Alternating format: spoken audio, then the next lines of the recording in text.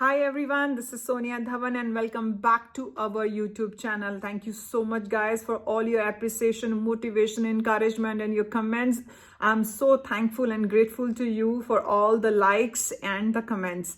I am so motivated to make more videos which is going to help you over there in Canada. So today's video is very important. It basically how to work legally more than 20 hours in Canada. क्या हम Canada में legally 20 घंटे से ज़्यादा काम कर सकते हैं? What is part time job, what is full time job, PR के क्या क्या रूल्स हैं, एनओसी कोड क्या है, नॉक कोड जिसे हम कहते हैं, क्या नए रूल्स आने वाले हैं क्योंकि नॉक कोड में चेंजेस आने वाले हैं। तो हम सब चीज़ों के बारे में आज इस वीडियो के थ्रू बात करेंगे। तो चलिए शुरू करते हैं। Let's start our video.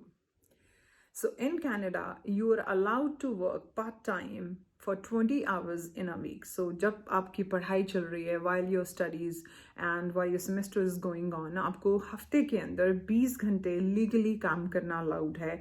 और वकेशंस में जब आपको 4 महीने के बाद 2 महीने की वकेशंस होती हैं या आप 8 महीने की रेगुलर 2 सेमेस्टर्स के बाद 4 महीने की अगर आप वकेशंस लेते हैं तो वकेशंस के अंदर आपको फुल टाइम जॉब करना अलाउड है। सो हम आगे जाके डिटेल में बात करेंगे कि फुल टाइम कितना होता है, आप दिन में कितने घंटे काम कर सकते हैं। पर let's talk about the part time job first. So आप हफ्ते में जो है एक हफ्ते के अंदर 1 वीक के अंदर 20 आवर्स काम कर सकते हैं। फॉर एग्जाम्पल अगर आप जो है $14 लेते हैं 1 घंटे के, एक हफ्ते में 20 घंटे काम करते हैं तो 4 हफ्ते में बेसिकली आपके 80 घंटे हो गए। इसका मतलब आप $1120 कमा सकते हैं लीगली। बट अगर आपको ये वैसे I will not recommend that you should work for 40 hours because when you work for 40 hours it means your studies are going to suffer. but अगर आप फिर भी 40 घंटे लीगली काम करना चाहते हैं, मतलब 40 घंटे का मतलब अगर आप 20 घंटे की जगह 40 घंटे करेंगे और $1120 महीने कमाने की जगह $2240 कमा पाएंगे, so how it's going to possible, like how it's going to be possible legally?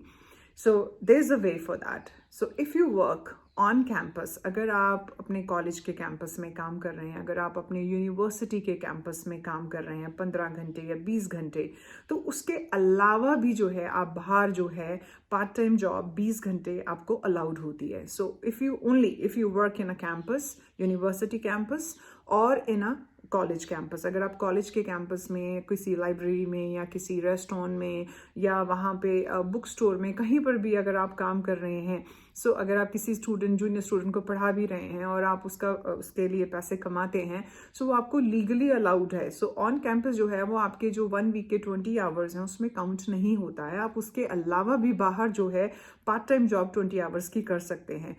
In case if you are working 15 hours in a campus and 20 hours outside, so you can work for 35 hours for legally.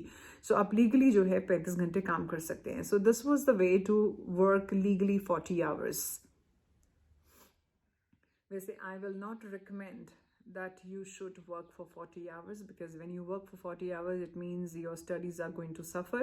but अगर आप फिर भी 40 घंटे legally काम करना चाहते हैं, मतलब 40 घंटे का मतलब अगर आप 20 घंटे की जगह 40 घंटे करेंगे और $1120 महीने कमाने की जगह $2240 कमा पाएंगे, so how it's going to possible, like how it's going to be possible legally?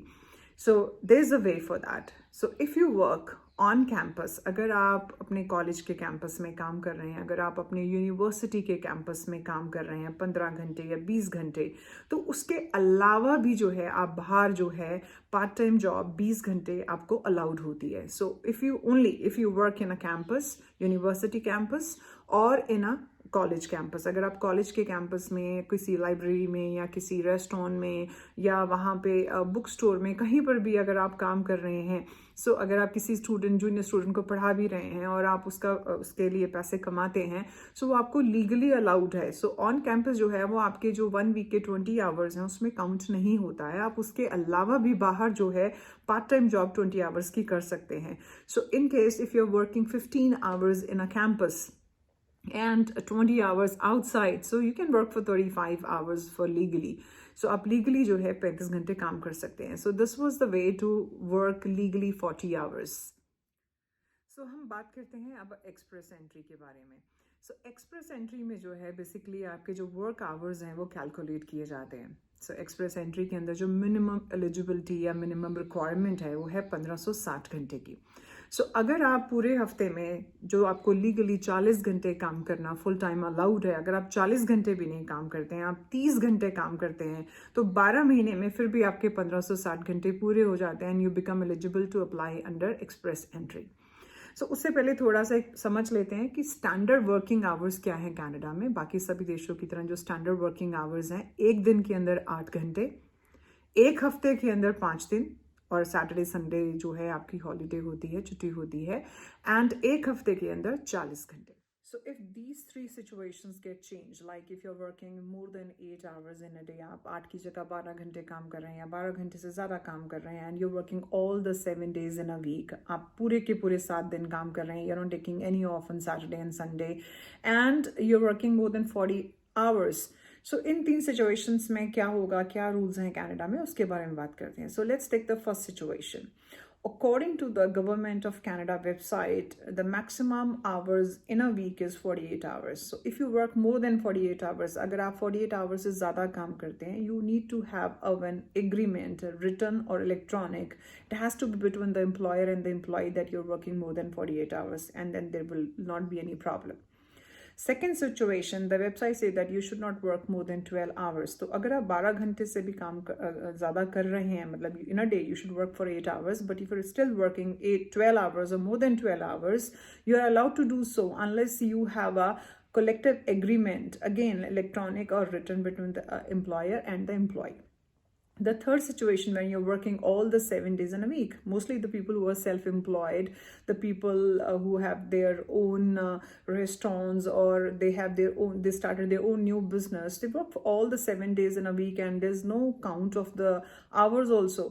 So self-employed hain, yeah, even if you're working for 7 days a week, so in a full-time job, so there's no problem. There's nothing legally that can stop you from working 7 days a week. So you can work according, even this hospital workers, they work for us, often they work for 7 days a week. So there's nothing legally that can stop you for working for 7 days a week and more than 8 hours a week. ऐसा कहीं पर भी नहीं लिखा है कि आप इतना ही कर सकते हैं। यस, स्टैंडर्डाइज ज़रूर लिखा गया है कि आपको इतना काम करना चाहिए, इतने घंटे काम करना चाहिए, एक हफ्ते में इतना होना चाहिए, बट अगर आप उसे ज़्यादा करना चाहते हैं उसके लिए आपको एक रिटर्न जो है, एक म्यूचुअल एग्रीमेंट चाहिए होता है एम्प्लॉयर और एम्प्लॉय के बीच में।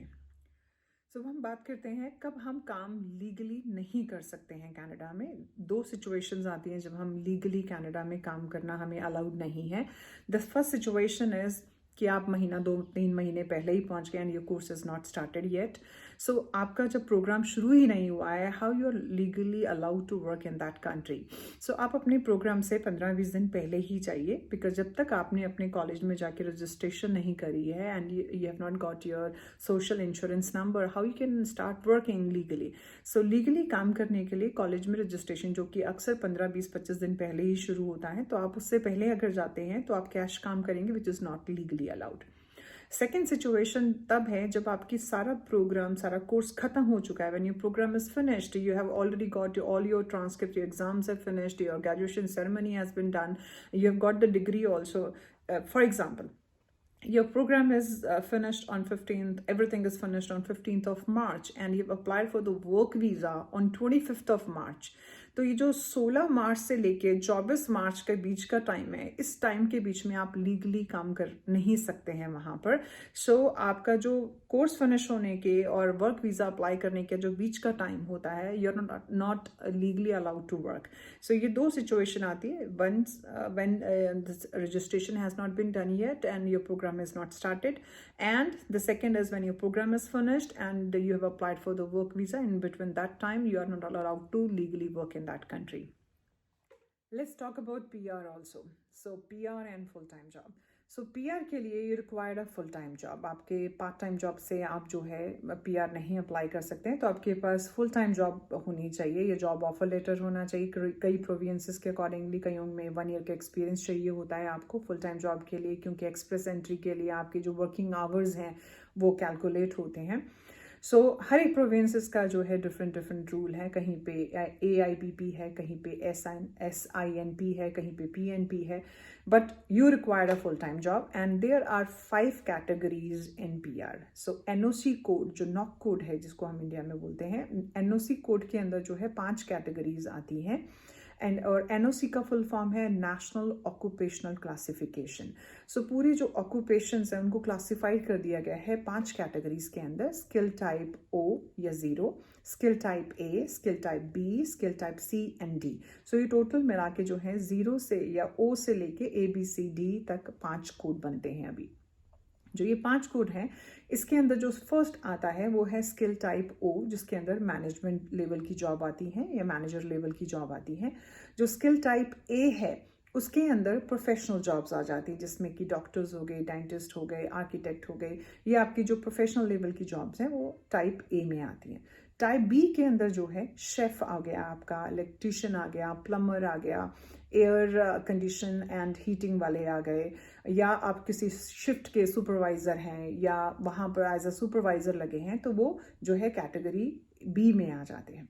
कैटेगरी C के अंदर जो है बेसिकली जो है आपकी जो इंटरमीडिएट जॉब्स होती हैं वो आती हैं, जैसे कि जो लॉन्ग हॉल ट्रक ड्राइवर्स होते हैं वो आ जाते हैं, इंडस्ट्रियल बूचर होते हैं वो आते हैं इसके अंदर, सर्वर्स होते हैं या वेटर्स होते हैं. जो शेफ़ है वो बेसिकली टाइप B में आ रहा है और जो सर्वर और वेटर है वो टाइप C में आ रहा है.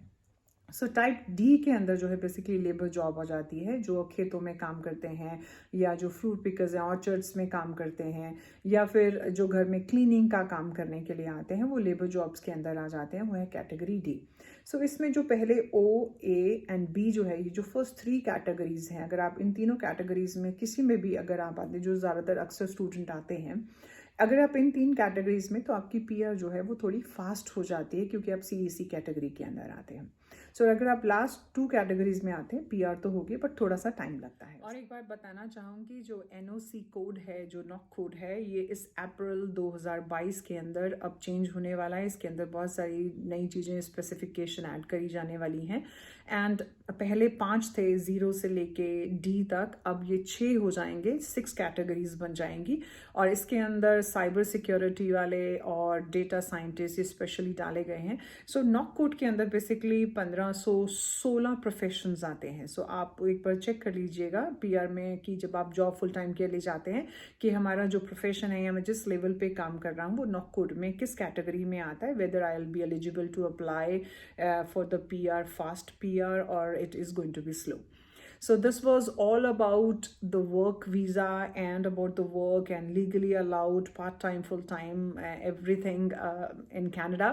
So I hope आपको ये जो है वीडियो पसंद आया होगा. एंड और अगर आप चाहते हैं कि मैं किसी और सब्जेक्ट स्पेसिफिक के ऊपर बनाऊं तो आप ज़रूर प्लीज़ कमेंट बॉक्स में लिखिएगा. और अगर आपको ये वीडियो पसंद आया तो लाइक ज़रूर करिएगा.